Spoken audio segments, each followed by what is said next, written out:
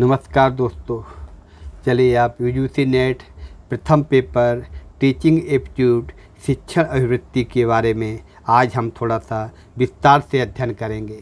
इसमें थोड़ा सा दो तीन हम आगे चैप्टर आपको बढ़ाते चले जाएंगे, जिसमें से आपका थ्योरी भी होती चली जाएगी और एमसीक्यू भी होते चले जाएंगे। सबसे पहले बात करते हैं कि शिक्षण शब्द अंग्रेजी भाषा के टीचिंग शब्द से बना है। शिक्षण शब्द से काय से बना है? टीचिंग, ठीक है, जिसका तात्पर्य सीखना होता है। विद्यालयों में सीखने सिखाने और पढ़ने पढ़ाने की प्रक्रिया सामान्यतः शिक्षक द्वारा ही संपन्न की जाती है। इसे शिक्षण कहा जाता है। शिक्षण क्या है? एक सामाजिक प्रक्रिया है। शिक्षण क्या है? एक सामाजिक प्रक्रिया है। अगला देखते हैं हम। और शिक्षा, एजुकेशन। शिक्षा शब्द की उत्पत्ति संस्कृत भाषा के शिक्ष धातु से हुई है, जिसका अर्थ होता है सीखना या सिखाना। एजुकेशन शब्द लैटिन भाषा के एजुकेटम शब्द से बना है, जिसका अर्थ है बच्चे की आंतरिक शक्तियों को बाहर की ओर लाना। शिक्षा का मूल उद्देश्य क्या है? विद्यार्थियों को चरित्रवान बनाना। कभी कभी आ जाता है शिक्षा का मूल उद्देश्य क्या है? विद्यार्थियों को चरित्रवान बनाना है। शिक्षा एवं शिक्षण विद्यार्थियों के क्या करती है? सर्वांगीण विकास के लिए अति आवश्यक है। कुछ जान सकता है कि शिक्षा और शिक्षण विद्यार्थियों के लिए किस प्रकार उपयोगी है? सर्वांगीण विकास के लिए, ठीक है। और शिक्षा क्या है? शिक्षा निरंतर चलने वाली एक गतिशील प्रक्रिया है। शिक्षा क्या है? निरंतर चलने वाली एक गतिशील प्रक्रिया है। शिक्षण एक त्रिध्रुवीय के रूप में जानी जाती है। गत्यात्मक, गतिशील है। अंतक्रियात्मक, दो या अधिक लोगों के मध्य स्वउद्देश्य इसका अच्छा उद्देश्य होता है। आगे देखते हैं शिक्षण के तीन महत्वपूर्ण ध्रुव क्या हैं, केंद्र क्या हैं। शिक्षण के क्या हैं? शिक्षण के लिए क्या जरूरी है? शिक्षक होना चाहिए, टीचर। शिक्षार्थी, विद्यार्थी, इसको अध्येता भी बोलते हैं, अधिगम करता। ये सब ये पर्यायवाची हैं। शिक्षार्थी, स्टूडेंट, विद्यार्थी, अध्येता, अधिगम करता और पाठ्यक्रम। शिक्षण के लिए हमें कौन कौन तीन चीज़ों की आवश्यकता होती है? शिक्षण कब होगा? उसके लिए हमें टीचर चाहिए, उसके लिए विद्यार्थी होंगे तभी शिक्षक पढ़ाएगा, और हमें एक सिलेबस होना चाहिए, तभी ये शिक्षण के तीन महत्वपूर्ण बिंदु हो गए, ठीक है। आगे देखते हैं शिक्षण का अर्थ क्या होता है। शिक्षण का जो व्यापक अर्थ है आपका विडर मीनिंग ऑफ टीचिंग। शिक्षण मनुष्य के जीवन में निरंतर चलने वाली, शिक्षण क्या है? जीवन भर मनुष्य के जीवन में चलती रहती है। शिक्षा एक ऐसी चीज़ है मनुष्य के जीवन में निरंतर चलने वाली प्रक्रिया है। मनुष्य जन्म से लेकर मृत्यु तक रहता है, तब तक वो सीखता ही रहता है, जिसमें व्यक्ति औपचारिक शिक्षा, अनौपचारिक शिक्षा, निरौपचारिक शिक्षा, इन सभी साधनों के द्वारा व्यक्ति सीखता रहता है। आगे पढ़ेंगे कि औपचारिक शिक्षा, अनौपचारिक शिक्षा में क्या आता है, आगे अब चर्चा की जाएगी। अनियमित शिक्षा को अनौपचारिक शिक्षा, जो नियमित तरीके से न दी जाए, कोई सिलेबस नहीं होता, वो शिक्षा क्या कहलाती है? अनौपचारिक शिक्षा। तथा निश्चित उद्देश्य के लिए प्राप्त की गई शिक्षा को औपचारिक शिक्षा कहते हैं। औपचारिक अनौपचारिक शिक्षा के मध्य सामंजस्य स्थापित करने वाली शिक्षा को निरौपचारिक शिक्षा कहते हैं, ठीक है। अनियमित शिक्षा को मतलब जो अनौपचारिक शिक्षा होती है वो नियमित नहीं दी जाती, कोई सिलेबस नहीं होता, कोई पाठ्यक्रम नहीं होती, कोई परीक्षा नहीं होती है। और जो औपचारिक शिक्षा होती है ये विधिवत तरीके से, इसका एक निश्चित उद्देश्य होता है, एक सिलेबस होता है, उसका एक एग्जाम होता है। इन दोनों के बीच की कड़ी को क्या कहते हैं? निरौपचारिक शिक्षा। शिक्षण का संकुचित अर्थ है नैरोवियर मीनिंग ऑफ टीचिंग। इसमें जो शिक्षण का संकुचित अर्थ में क्या है? इसमें निश्चित उद्देश्यों को लेकर निश्चित समय में निश्चित स्थान पर निश्चित अनुभवी व्यक्तियों द्वारा दी जाने वाली शिक्षा शामिल होती है। इसमें केवल औपचारिक साधनों का प्रयोग किया जाता है। उदाहरण के लिए औपचारिक शिक्षा हमें कहाँ मिलती है? विद्यालय में, स्कूल में, कॉलेजों में, ठीक है। आगे देखते हैं शिक्षण की प्रकृति एवं विशेषता। Nature of teaching and characteristics. क्या होता है? शिक्षण की प्रकृति विशेषता क्या है? शिक्षण क्या है? एक अंत प्रक्रिया है। इसमें मुख्यतः शिक्षक व छात्र के मध्य कक्षा में हुई अंतःक्रिया और क्रियाएं सम्मिलित होती हैं। शिक्षण अंतर्वैयक्तिक प्रभाव है। शिक्षण का उद्देश्य एक दूसरे की व्यवहार क्षमताओं को विकसित करना है। शिक्षण शिक्षक एवं छात्रों के मध्य पारस्परिक संबंधों की स्थापना है। सीखने की उत्सुकता जागृत करना ही शिक्षण है। शिक्षण छात्रों के व्यवहार में परिवर्तन लाने की प्रक्रिया है। शिक्षण प्रक्रिया का मुख्य लक्ष्य सीखना होता है।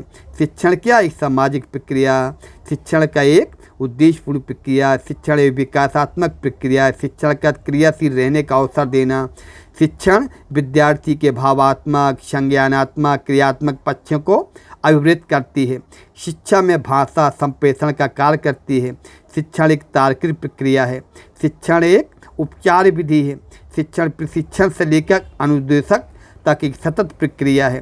शिक्षण आदेशात्मक न होकर निर्देशात्मक, जनतंत्री आदर्शों पर आधारित होती है। प्रेरणात्मक, सृजनात्मक होती है। छात्रों को सक्रिय रखना, उसमें रचनात्मक दृष्टिकोण का विकास करना, इसमें आपके शिक्षण पाठ्यक्रम के अनुसार होती है। शिक्षण अधिगम की क्रिया को प्रभावशील तथा व्यवस्थित बनाता है। शिक्षण विज्ञान तथा कला दोनों में है। शिक्षण में सांकेतिक, क्रियात्मक तथा शाब्दिक व्यवहार निहित रहते हैं। शिक्षा की समस्त क्रियाओं का आधार मनोवैज्ञानिक है। शिक्षण एक कौशलात्मक प्रक्रिया है। आगे देखते हैं इसमें शिक्षण का मुख्य उद्देश्य क्या है। शिक्षण का मुख्य उद्देश्य क्या है? शिक्षण का उद्देश्य मात्र तथ्यों का स्मरणीकरण न होकर दक्षता की प्राप्ति, ज्ञानात्मक, भावात्मक और क्रियात्मक योग्यताओं का विकास है। ठीक है, आगे देखते हैं कि शिक्षण के उद्देश्य दो विद्वानों द्वारा वर्गीकृत किए गए। शिक्षण के उद्देश्य ब्लूम द्वारा शिक्षण उद्देश्यों का वर्गीकरण और गेगने द्वारा और विक्स द्वारा शिक्षण के उद्देश्यों का वर्गीकरण। सबसे पहले ब्लूम द्वारा शिक्षण उद्देश्यों का वर्गीकरण किया गया है। क्या है इसमें? ब्लूम के वर्गीकरण को क्या कहते हैं? ब्लूम टैक्सोनॉमी भी बोलते हैं। शिक्षण उद्देश्य वह शैक्षिक कार्य है जिसके द्वारा छात्रों के व्यवहार में परिवर्तन लाने का प्रयास किया जाता है। मानसिक जीवन में 3 पक्षों ज्ञान, भावना और कर्म के आधार पर ज्ञानात्मक, भावनात्मक, क्रियात्मक भागों में विभाजित किया जाता है। इसको 3H के नाम से जाना जाता है। Head, hand, heart. ज्ञानात्मक, क्रियात्मक और भावात्मक। ज्ञानात्मक के बाद में क्या है? यह पक्ष ज्ञान तथा सूचनाओं को संग्रह की बात करता है और आपका ज्ञानात्मक को 6 भागों में बांटा गया है। ज्ञान, बोध, प्रयोग, विश्लेषण, संश्लेषण, मूल्यांकन। भावात्मक पक्ष की बात करते हैं, इसमें क्या है? इसको भी 6 भागों में विभाजित किया गया है। आग्रहण करना, अनुक्रिया, अनुमूल्यन, विचारना, व्यवस्था, संगठन, मूल समूह का विशेषीकरण। क्रियात्मक पक्ष। क्रियात्मक पक्ष, इस पक्ष का संबंध शारीरिक क्रियाओं के प्रशिक्षण कौशल के विकास से है। इसके 5 उपवर्गों में विभाजित किया गया है क्रियात्मक पक्ष को। प्रत्यक्षीकरण, विन्यास, मनोदृष्टि, मौखिक सूचना, संचालन तत्व और शारीरिक क्षमता। गेगने और विक के द्वारा शिक्षण निर्देशात्मक उद्देश्यों का वर्गीकरण। इसमें क्या है? ज्ञानात्मक रणनीतियाँ, बौद्धिक कौशल, निर्दिष्टि अनुक्रिया, कार्यप्रणाली और जटिल बाह्य अनुक्रिया। अब शिक्षण के सिद्धांत हैं। शिक्षण के सिद्धांत के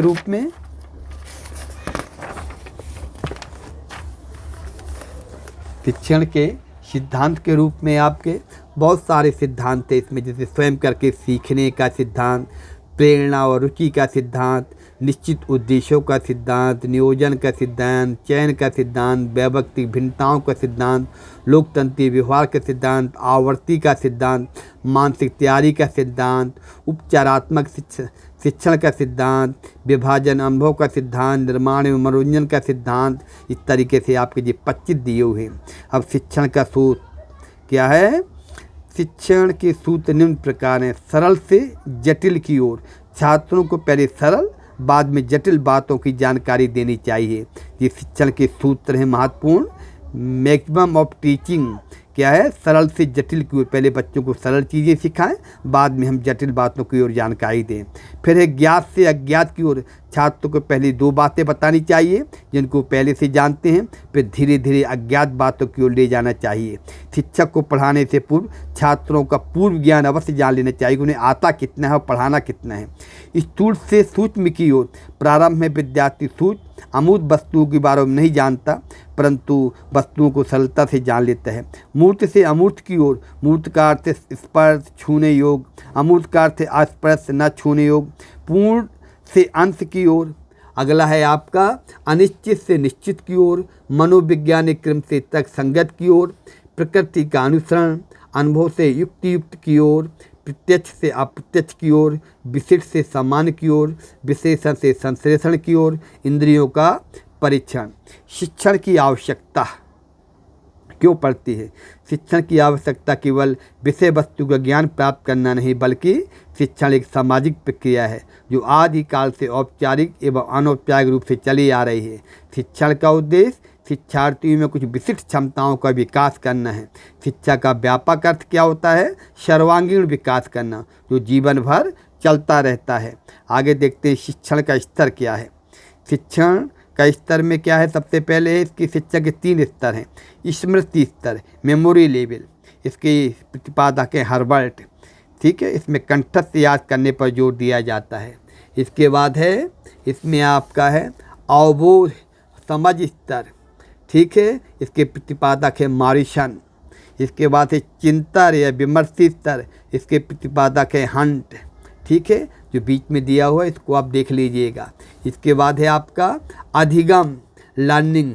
अधिगम का सामान्यार्थ है सीखना या व्यवहार में परिवर्तन लाने को कहा जाता है, ठीक है। शिक्षण एवं अधिगम में अंतर क्या क्या है, क्या कहलाता है? शिक्षण क्या है, अधिगम? शिक्षण कुछ ऐसी क्रियाओं का समूह होता है जिनमें पूर्व निश्चित लक्ष्यों की प्राप्ति के लिए विशेष रूप से नियोजित एवं कार्यान्वित किया जाता है। इसको आप देख लीजिएगा चार्ट के रूप में।